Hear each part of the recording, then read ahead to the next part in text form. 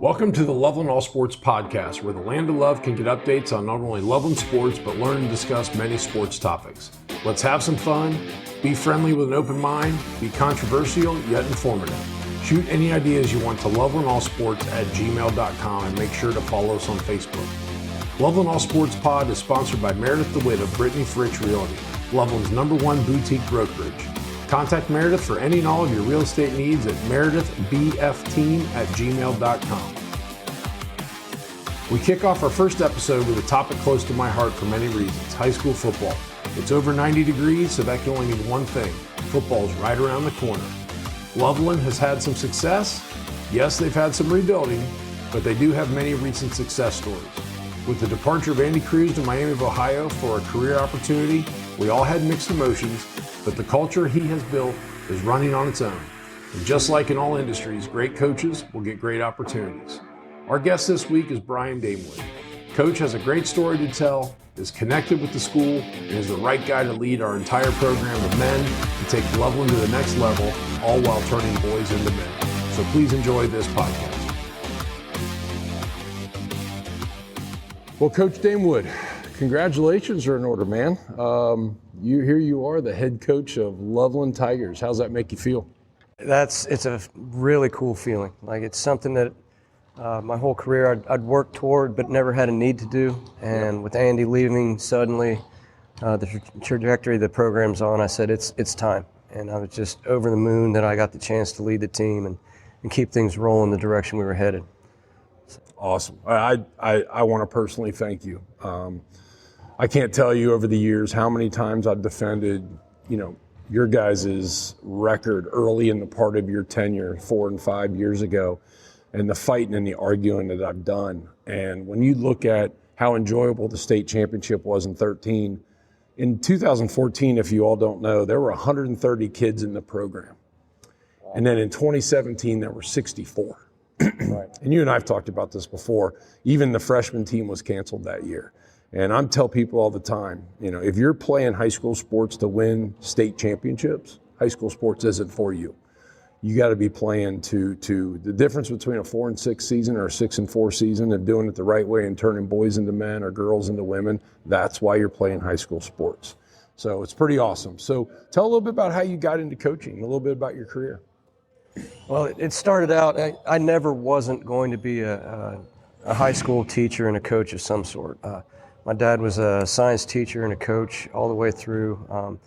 And so I grew up around coaches. I grew up around teachers, and that's just how I thought the whole world was. I didn't know Thursday nights you didn't watch your 8mm on the wall and sit around and eat pizza. I just thought everybody's house did that. Right. And so coming up, I loved football, played baseball, I wrestled, ran track, but I always come back to football, which stature-wise, if you take a look at me, it's like, that's probably not the best choice. But it was always my passion. And my parents supported that, my coaches supported that, and made it into a small college situation at Bluffton College, now Bluffton University. And it was a teacher's and a coach's paradise. Coaches there taught me the love of the game, taught me how to break down games, and then brought me into the fold, coaching on staff at the end of my senior year. And from the jump, it was what I did, it's what I wanted to do, it's where I was headed. And it seems like I've blinked, we're 30 years on, and I'm still doing that thing, and just re-energized with the whole head coaching gig, and Loveland taking me into the fold and ready to go all over again. Awesome. So what do you teach here at Loveland? I am a senior English teacher, and I also teach fantasy sci-fi. Yeah. So they're both equally fun for me. One, we get to pretend I know science and make up rules, and the other, it's a little stricter. But it's nice because I get kids at the end ready to graduate, ready to head out into their careers and into college, and we get to knock off the rough edges and head them out into the world as grown young men and women. Yeah, and part of that is you've been proclaimed the bully czar. So talk a little bit about that.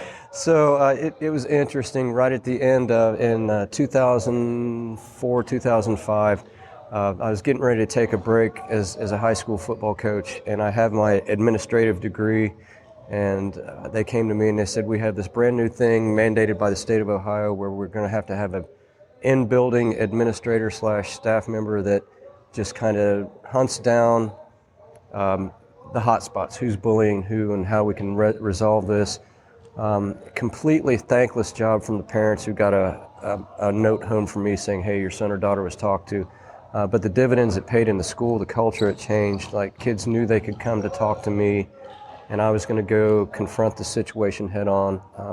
A lot of the kids that I talked to who were called bullies weren't, and they got to talk to me and find out we're going to talk through this and I get a fair shake.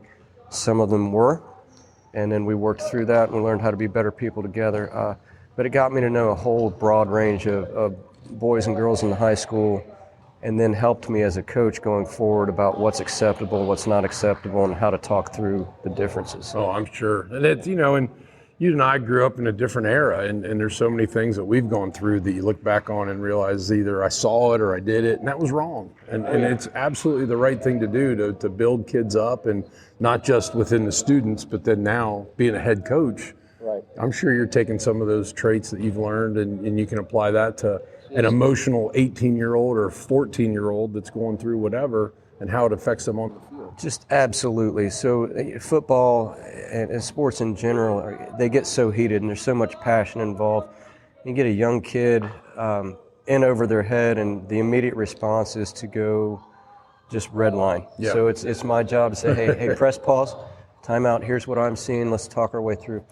And I learned that from playing sports. I learned that from coaching, but I've also learned it from dealing with teenagers on how that teenage brain works a little bit. We get them separated from the situation, take a step back, and teach them to regulate that a little bit. So it's all been good. Tell a little bit about I know you're proud of all your kids, and you had one that just finished up playing college football at Mount St. Joe. Tell us a little bit about that. So that's Jasper. He's working as a microbiologist now, and I had just the awesome experience of getting to coach him through 4 years of high school football at Blanchester. Funny story, I've been a specials coach forever and ever, and I got a chance to run a specials team kicking camp where we were setting a kid up to go long snap at Boston College and a couple other places for kickers, and I brought Jasper up, and he tried to kick, and he said, football's stupid, I want to play soccer. So my heart broke, and I said, okay, that's enough of that. And I got a chance at Blanchester to be a special teams coach, and I needed a kicker, and went out and found his senior goalie and then brought Jasper out. He made the first 7 kicks I'd ever had him make. I said, well, you're going to play soccer and football now. So coached Jasper for 4 years, and then he was a COVID recruit, so he went to Wilmington College for a minute, but I always had contact with Coach Hopperton over at Mount St. Joe. Fantastic guy, fantastic program, and we transferred over, and Coach Hopperton just brought him in the fold. Yeah. And Jasper got in there at a great time with Josh Taylor and the 60-point-a-game offense, and as a backup kicker and eventually a punter, got to go through 2 league championships, got to participate in 2 postseason games. It's fantastic, Cinderella story. He got all league honors his senior year, got 2 big flashy rings out of it. But it was cool for me to be able to sit back and watch someone else coach my kid and watch my kid flourish under a great program. Yeah, you look back, Mount St. Joe started their program in late 80s or 90. John Pont, who's an Indiana disciple that I knew him well. And then my high school coach, Ron Corradini, he took over for John Pont. And then I got to know Coach Hubie through all my buddies that played at Mount St. Joe. And then obviously Coach Hop, I've met him a few times. And to look back what they've done in 30 years, that is a program and a half. It's a testament to what happens by doing things right, and how long it takes to get that culture started and then maintain it once you're there. Yeah. If you saw the struggles they went through early and the struggles they went through intermittently throughout, they just stayed the course. And now I think they've got a really great thing going that's kind of feeding itself. And it's kind of what I'm modeling us after here at Loveland. Just nice. The standard is the standard, and this is our expectation. And it can happen. Well, the good thing is we already have boys here. What a lot of people don't know is Mount St. Joe was an all-women's college. Right. And they wanted to start bringing boys in. And they said, well, the quickest way to bring a lot of boys into a small school is start a football team. So I've heard some crazy stories between, you know, the beliefs that the nuns have with them what football comes. And there were some clashes there early on, and I'm still there are, but it's great to see it being successful. Tell me, you're raised in Southeast Kentucky. I spent 4 years of my life down there. Where exactly were you raised? So we're out of Salyersville, which is right at the end of 460, McGoffin County. Yeah. My uncle, Paul Sire, was the county judge executive, Cole Barron. So my southeastern Kentucky experience is a little different than some people. I was a rockhound kid. I got to go out and play with all the giant trucks and dig up fossils out of the deep mine and run around in the hills down there. Culture shock coming back to Ohio. Just the number one, seeing a lot of people, because you get up in the holler and we fish and we hunt and we do that thing, and that's people in Ohio's pastime. We had a garden, we hunted squirrels, we did that kind of stuff. But it taught me to appreciate family. It taught me how hard people had to work to make ends meet down there in southeastern Kentucky, and kind of set up that whole work ethic. Just everybody worked hard. Yeah. There wasn't such a thing as waking up in the morning and hoping it happened. You went out and made it happen, or, you know, quite honestly, you didn't have a job. You might not eat. Right. You had to make your own way, and people really did. So that carried through into my family when we came back up to Ohio, and my parents always exhibited that, and it's been something I carried. It's just been part of my makeup. So we still go down and visit once in a great while. Fewer relatives down there, but it's down home. So.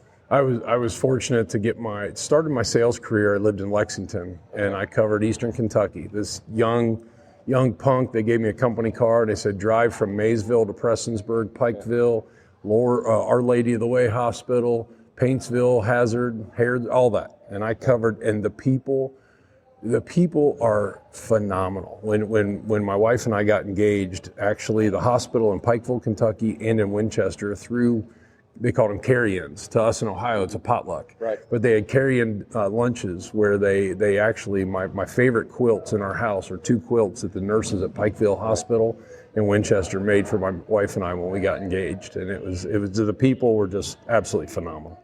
So good to hear.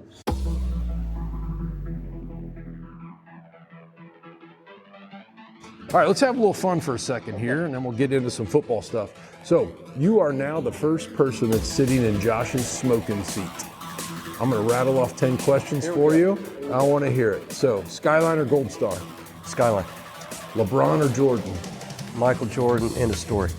Did you stay on the Bengals bus for the 31 years of no playoff wins? There's a bus? I was just there. Bengals all day. All right, great. Is a hot dog a sandwich? If it's done right. Okay. Should Pete Rose be in the Hall of Fame?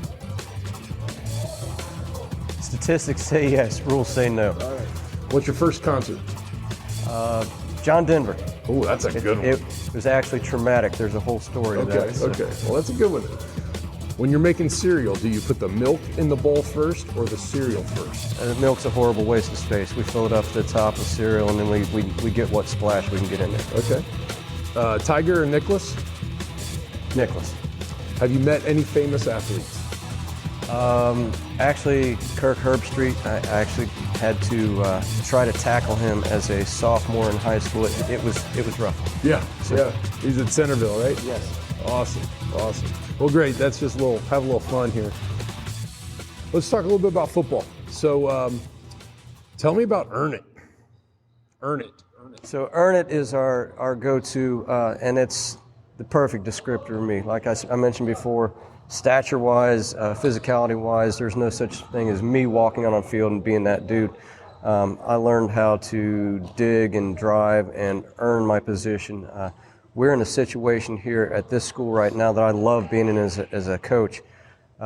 Skill-wise, talent-wise, it's a competition. If you show up today and you give me half your effort, there's a guy behind you waiting to take your spot. And that competition is going to be driving us day in and day out, and we're going to come out with a really nice product because of it. Nice. What do you think your biggest challenge is this year, taking on the head coach responsibilities? My biggest challenge is going to be just in general letting go of a narrow focus which I had on special teams. I have to see the big picture a little bit better and let go of some of those controls. For me, that was a tough thing. My world is my world. But I have so much talent on the staff, coaching-wise, so many talented players, and a very player-driven culture. I think that part's going to be easy. The ECC, man. Yeah. And we opened with Harrison, and holy cow. They did well last year, didn't they? Speaking of earn it, we're going to be earning it from day one and until the end of the season. If we come off the field with a win, it won't be because someone laid down. It's going to be because we did things right and we punched that win. Did they make it to regionals, or did they went to Final Four in the state, or did they did well last year? They played well last year, and they bring back a lot of talent this year. Good. So it's going to be from the jump. Yep. It's going to be, here we are, what do we have, let's go. I think about one thing that I've heard you say a few times, and the player-led culture. Talk a little bit about that. So, and I was just talking with Ryan Bagnoli, one of our offensive coaches, and I said the difference here is that I walk in the morning and I say, guys, what do we want to do? What's your goal? And I talk to my player leaders, and they say, here's what we want to do, coach. And today I said, okay, then let your actions show it. What you do speaks so loudly I can't hear what you say. It wasn't always that way. I can remember the COVID year we came in here, I was having to police kids on the bench, how to bench, police kids, hey, you skipped a set on the squat. Yeah. Run through the line, show up on time, and over 5 years, that has gone by the wayside. The expectation driven by the players, not by me, was that we hold ourselves to a standard of excellence, and I don't have to get on people much at all. My player leaders step up and say, no, guys, this is the way. They're at the front of the line. They're doing things right.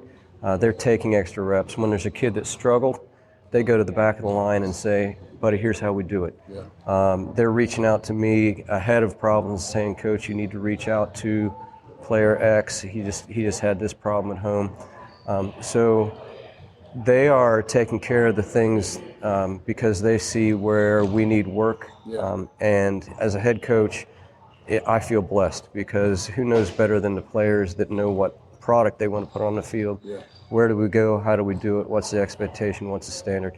That's the player-led culture. Not that I don't have a say. At the end of the day, it's me. Right. Not that the coaches can't say, no, we're going to do this. But the players hold the coaches to a standard that, coach, we need more reps. We need this. Here's what we might try instead. And I always tell the players, there is no question that shouldn't be asked by you of us. If you don't ask, the answer is always no. They feel comfortable coming to me saying, coach, we need to.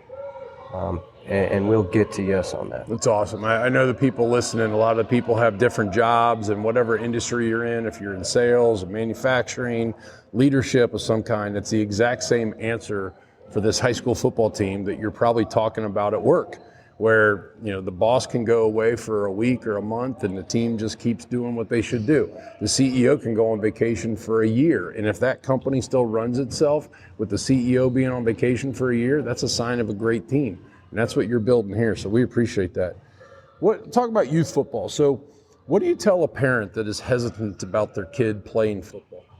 Well, actually, that came through me. My dad did not let me play youth football. Okay. I was a soccer guy all the way because he said, if you can run, you can play football. And that's a great look.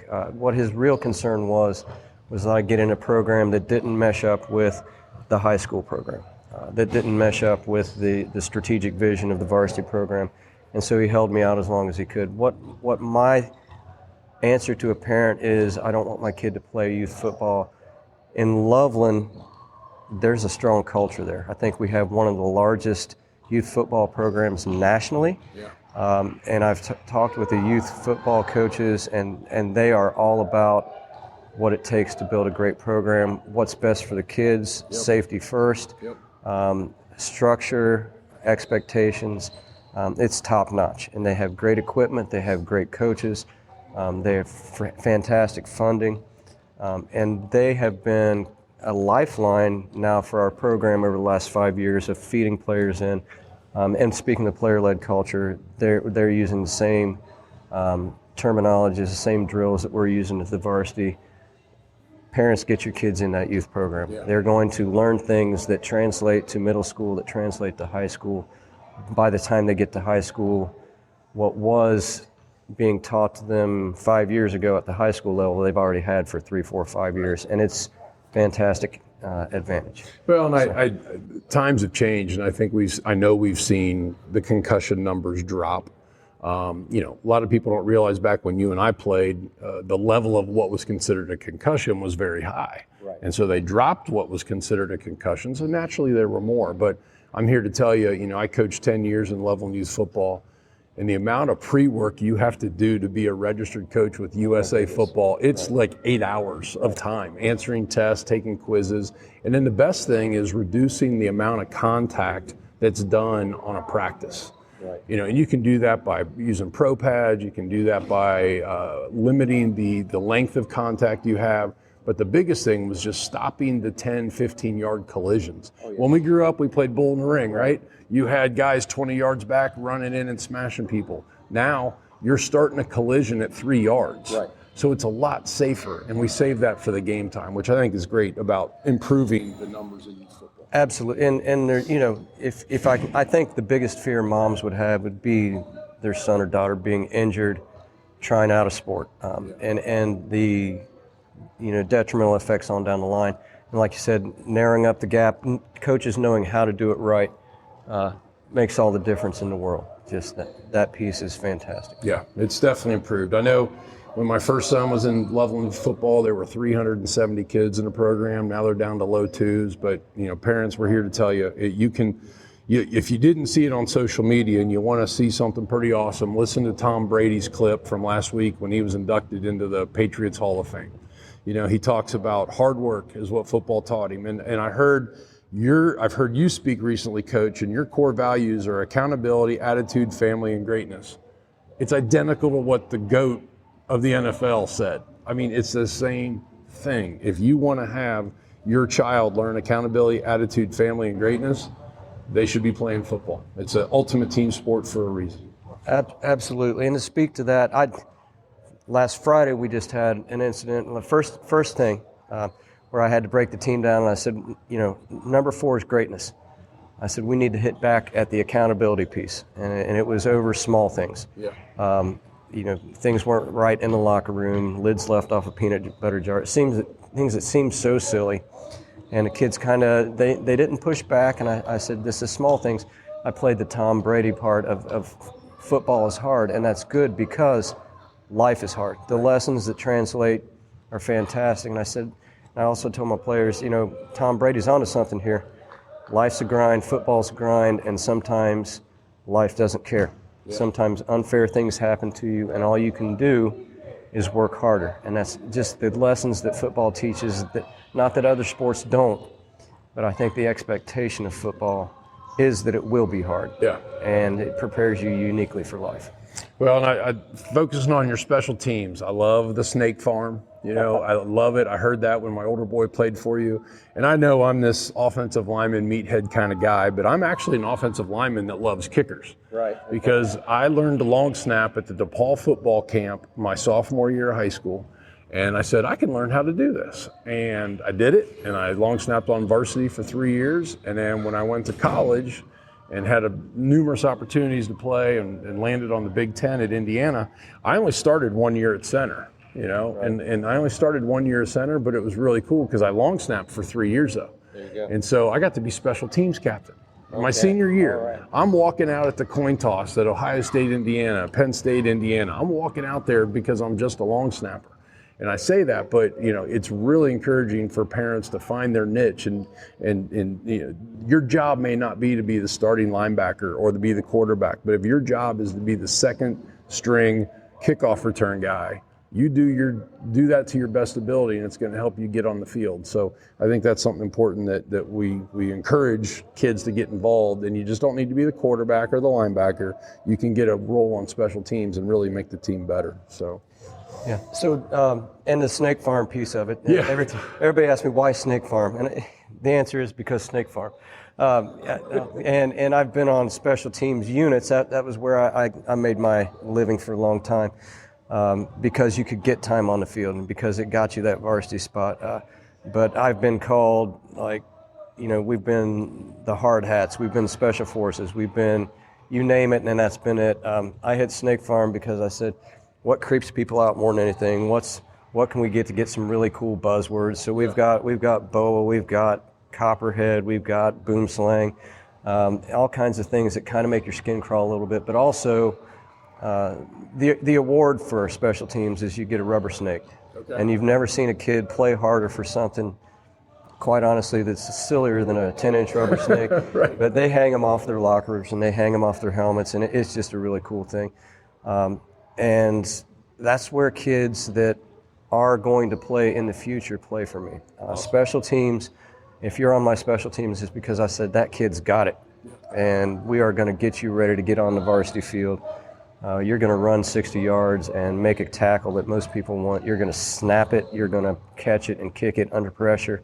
You're going to be that next level guy. So it's a big piece of our culture here. It's great. And last year when my son was first introduced to Snake Farm, he definitely played the song for me on Apple Music. And now it comes up every now and then, and we really laugh about it, talking about it, but it leads us into talking about football. So, well, Coach, I really appreciate it. Anything else you'd like to add based on what we've talked about today? Just in general, to thank the parents and our team moms and the other coaches for the support they're giving me. It hasn't missed a beat. I walked in the door and nobody said, why you? It's always been, hey, let's go. We're glad to have you, and everybody's bent over backwards to make my transition just a fantastic one. And the players are making this job just a dream job. Awesome. So let's keep it up and let's get ready for that ECC grind. Sounds great. Coach Damewood, I just want to personally thank you. Thank you. You helped my older son become a man, and now you're working with my younger son, and you got full reign to do anything you want to that kid. So best of luck this season, and let's go get that ECC championship. There we go. All right. Thanks, Coach. I hope you enjoyed this conversation with Coach Brian Damewood. Come support the Tigers on Friday nights and Saturday mornings. There is nothing better than high school football in Southwest Ohio. I also hope you enjoyed my first podcast. We want this to be the community's podcast, so please send any feedback or ideas you have to lovelandallsports@gmail.com. Peace out.